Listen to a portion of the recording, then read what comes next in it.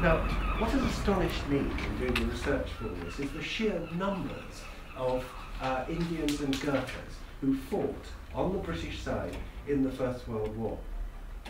In all theatres of war, not just the Western Front, but everywhere, it's about 1.3 million Indian and Gurkhas from Nepal, of course, who fought in all theatres. This comprised no fewer than 20% of all the forces.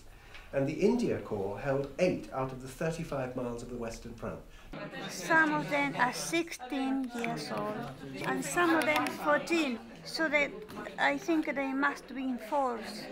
England was take the country for them.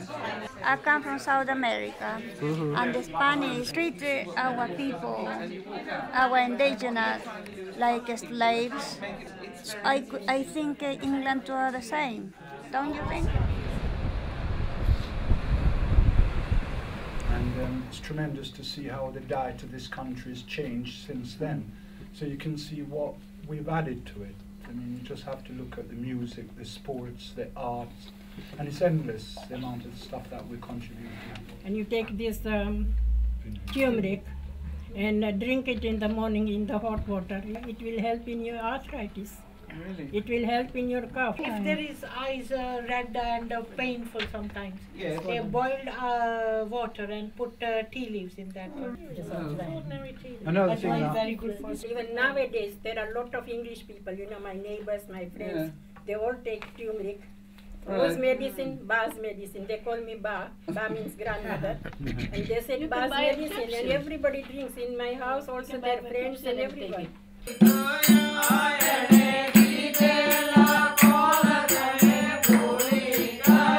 It is a global village now, everybody, but we need an identity of our own self. So I'm a Sri Lankan Tamil. I'm not racist, but I'm a Sri Lankan Tamil. That's my identity. You can feel like what you lost in India, but then you grow and you got more over here, so you have to balance it. But you haven't yet made a decision whether you would go back? That's very difficult because your children is here, they're born over here, their children is born over here. My children did very well. They all got degrees and everything. They got nice jobs. They are all over the places. And it's important for them to understand where you came from. Perfectly, yeah, it's true. But new generation is catching up more and more the way we live here. My son got a restaurant. My daughter is in London. So you're happy for them? Yeah, we're very happy. We don't want to lose anything, but we got no choice. Because to give your children a good life, it was important to come here. And have you brought her to the temple? No. So she doesn't continue any of the Because traditions? they are Christians. They adopted Christianity. So it's their choice, so it's all right. Your Baha'i religion here, manifested here in this house, has enabled you to think of these terrible stories that come out of Iran with forgiveness. Yes, actually with forgiveness, of course, but usually we have a memorial or anything sharing to each other and praying to God. One day everybody knew Baha'i religion is not wrong and they believe God and unity between humanity. We went to this church where they have Christopher Columb, and you could see all the gold, all the silver, everything they were stole there. I said to the priest, this does not belong to you. The priest didn't like it. Here you feel more safety as well, because there, if somebody have some else working police, working judge or working military, they have power on you. So it would be risky for you to go back to Iran because of your Baha'i religion? Yes, that's right. But also, my husband is 19 years ago passed away. I haven't any things in my country. And if I'm going there and making trouble for my relative and family, if religion and politics mix up, get problem. And could you go back to visit Sri Lanka?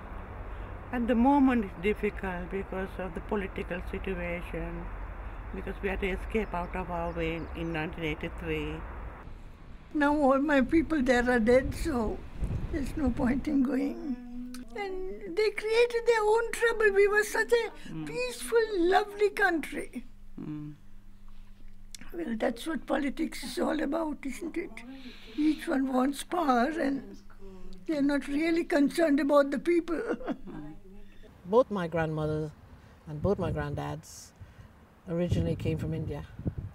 And they were the indentured Indians that came to work the cane fields and the rice fields in Guyana after slavery.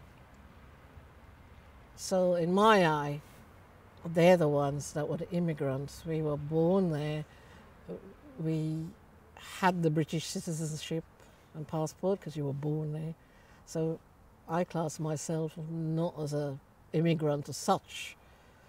Immigrants were the people that were indentured that came into Guyana to work. We had the Dutch, we had the British, we had the Chinese, we had so many nationalities. Farah, have you had a good life in England? Yes, thank God. I had a very good life until now.